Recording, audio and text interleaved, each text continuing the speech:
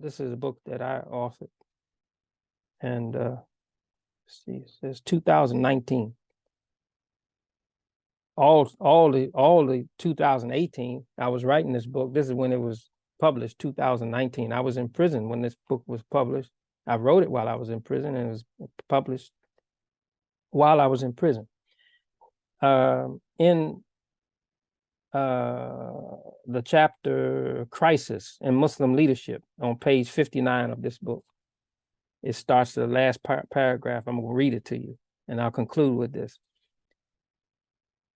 And while many in the Muslim world leadership openly turn from the most basic of humanitarian principles, which are founded upon universal Islamic interests, the modern Israeli state continues its brazen aggression in the notorious and menacing spirit and force of occupying militaristic Nazi Germany.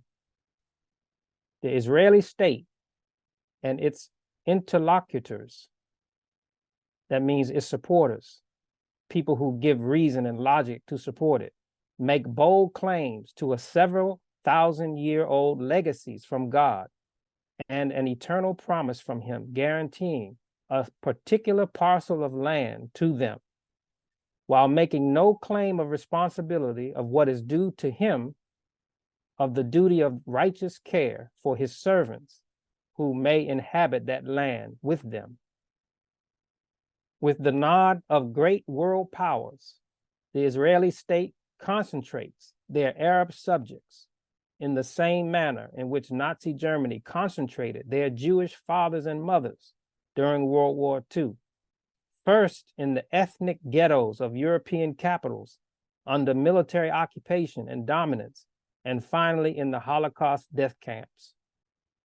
With the state of affairs as they are in Gaza, where Palestinian lives have no access to the dignity of citizenship, nor employment, nor recognized claim to resources of land or sea that borders it, all that can be made of the status of Palestinian dignity is that they are an unjustly imprisoned people in a 25 by 5 mile razor wire fence concentration camp, governed by shameless wardens of bitter abuse and a Holocaust policy of degradation, brutality, and raw terror.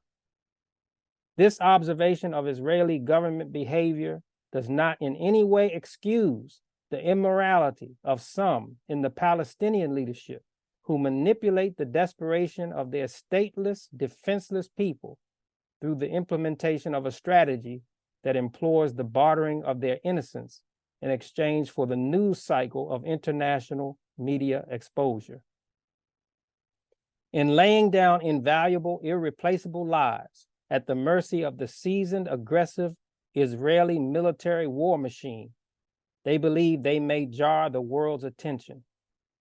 The reality is that it earns little world sympathy and even less world support.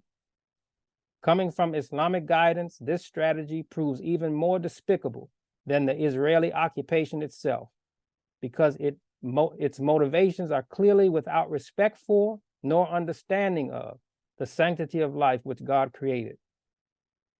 God's help would not favor such moral confusion. How can Muslims have confidence in such leadership that wagers the innocent lives of their people, as with the prophet David, upon him be peace, carefully selecting the 5 perfect stones of principle and throwing the choicest one at the oppressive force, will truly expose the enemy?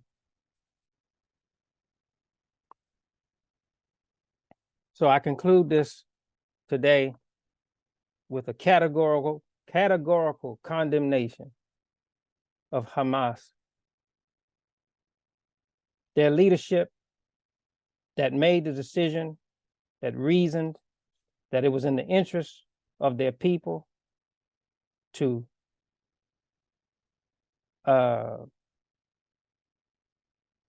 kidnap and kill innocent people in furtherance of the cause of the Palestinian people is the reflection of an immoral, despicable leadership.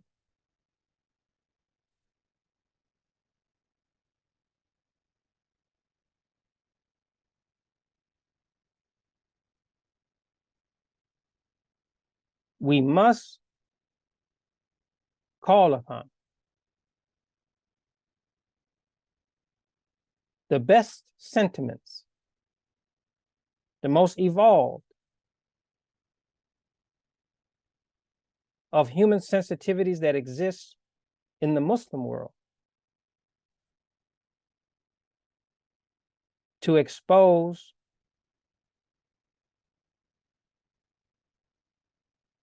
the immorality of Palestinian leadership that claims Islamic identity. At the same time, we must implore Muslim societies to carefully review the conduct and decision-making of Muhammad the Prophet, the prayers and the peace be on him, in addressing the status and condition of oppressed peoples. Somewhere in the Muslim world, a sensitivity to provide citizenship status and dignity to an oppressed Palestinian people must emerge. I say to the Muslim world, don't treat the Palestinian people like you treated the African American people.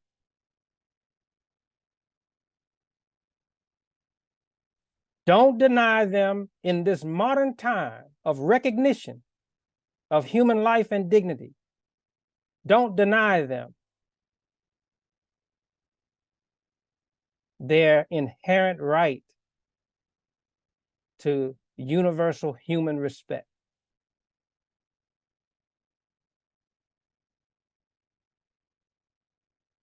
And I say to Muslim African American people,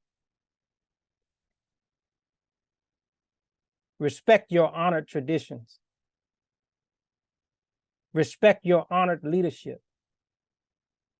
Call out wrong where there is wrong. Do not step into the logic of wrongdoers, thinking that you're defending the dignity of that community that has been oppressed. Their best help is to speak to their dignity and to speak a word of justice to wrongdoers.